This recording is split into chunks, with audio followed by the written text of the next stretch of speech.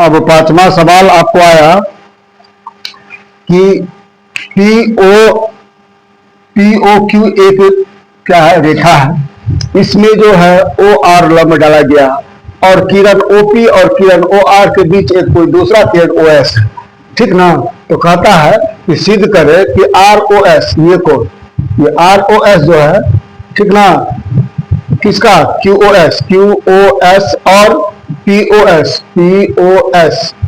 Q S में से P S घटाएगा और उसका आधा होगा ये कोण, इसका आर ओ एस, ठीक ना। कितना में घटाएंगे, देखिए कि क्यू ओ एस में किसका घटा देंगे, पी ओ एस को, तब उसका आधा क्या हो जाएगा, आर ओ एस हो जाएगा, ठीक है ना। कहने का मतलब ये होगा, अगर मान के चलिए ये अगर 60 डिग्री, ये मतलब 120 डिग्री है और 40 डिग्री है, तो 80 डिग्री का आधा 40 डिग्री होगा, इसका कहने का मतलब ये होगा। तो चलिए इसको हम प्रमाण करते हैं, तो प्रमाण देते हैं, सिद्ध करने के बाद तो प्रमाण करना ही पड़ेगा।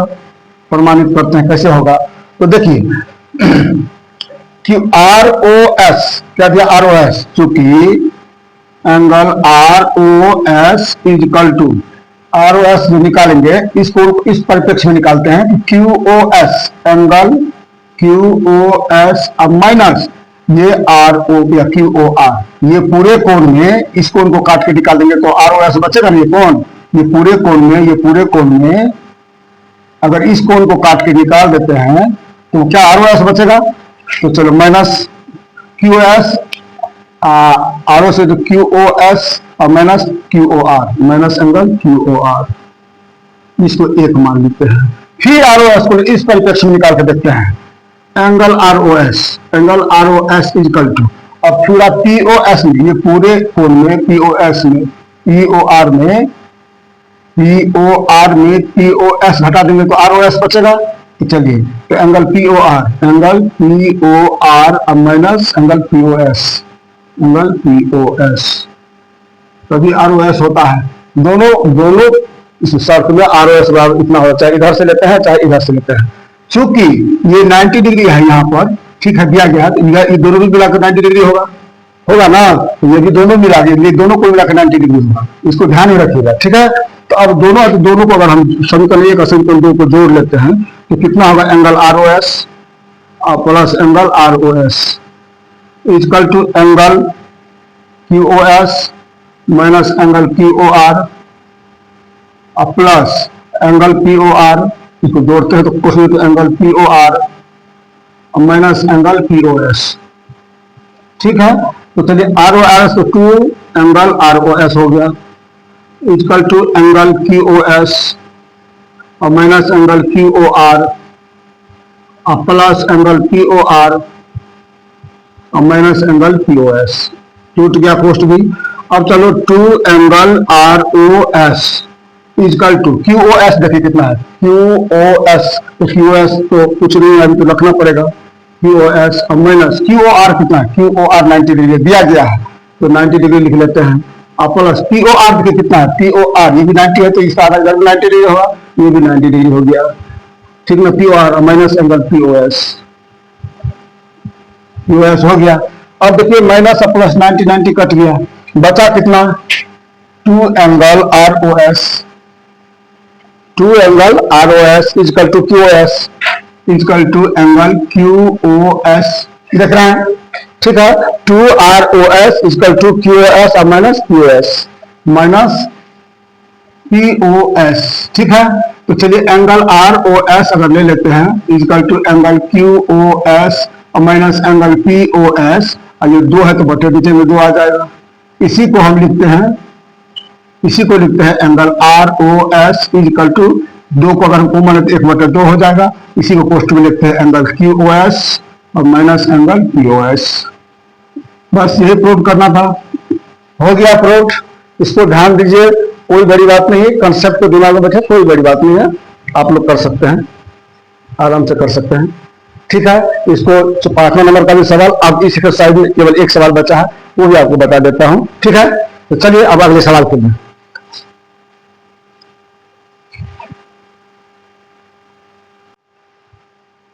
अब चलते हैं, छठा और अंतिम सवाल है, छठा और अंतिम सवाल इस चैप्टर का। हम चाहेंगे कि जितना जल्दी हो आप लोग का खत्म हो जाए, ठीक है ना। इसके अलावा फिजिक्स, केमिस्ट्री, बायो ये भी है। तो चलते हैं, जितना जल्दी हो सके आप लोग जितना जल्दी कर सके उतनी अच्छी बात है।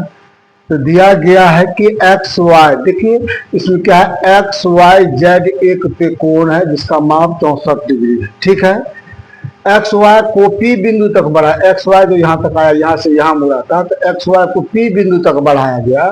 ठीक ना। और वाई की एक किरण जो आता है जेड वाई पी को समद्विभाजित करता है। क्या करता है? समद्विभाजन करता है।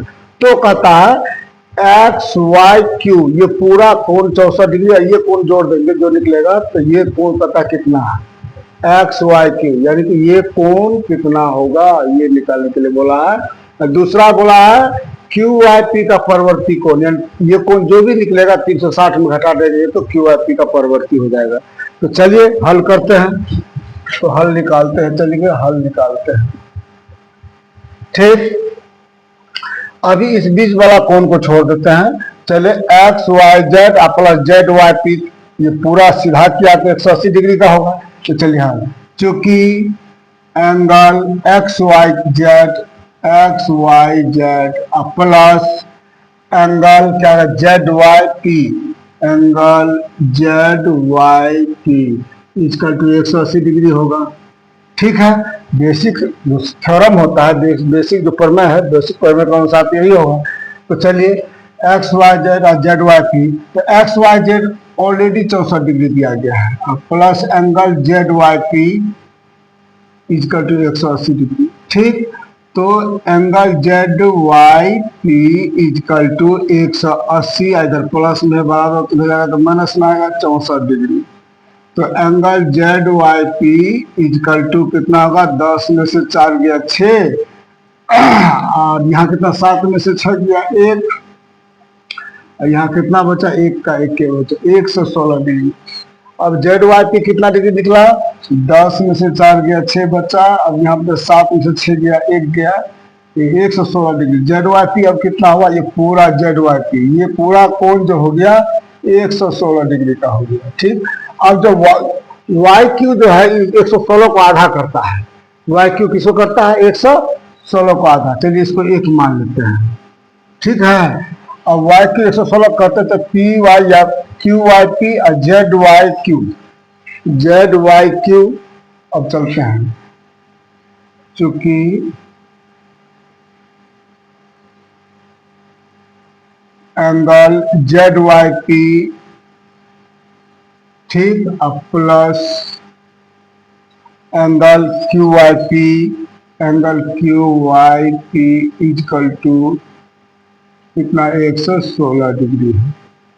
जेड वाई पी के बराबर इतना होगा, दोनों को जोड़ेंगे तो इतना, जेड वाई पी के बराबर कितना हो जाएगा, क्यू जेड वाई क्यू और क्यू वाई पी। ठीक है, दोनों को जोड़ेंगे तो दोनों बराबर है, अगर दोनों बराबर है तो दोनों को जगह में एंगल जेड वाई पी ही लेते हैं, जेड वाई पी और plus angle Z Y P equal to 116 degree. चूंकि यहाँ लिख देना है angle Z Y P equal to angle Q Y P. ये कैसे पता चला, क्योंकि हमको सवाल में ही दिया है कि वाई क्यू बाइसेक्टर समद्विभाजक है, इस कोण का समद्विभाजक 2 बराबर भाग में बांटने वाला है, इसीलिए हम अलग से निकाल लेते हैं। तो 2 angle Z Y P equal to 116 degree, इसीलिए angle Z Y P equal to 116/2 58 है ना, 58 जेड वाई पी। अब कितना निकला, जेड वाई पी निकल गया 2 जेड वाई पी, ये क्या निकल गया, जेड वाई क्यू होगा, sorry Z Y Q Y P, Z Y Q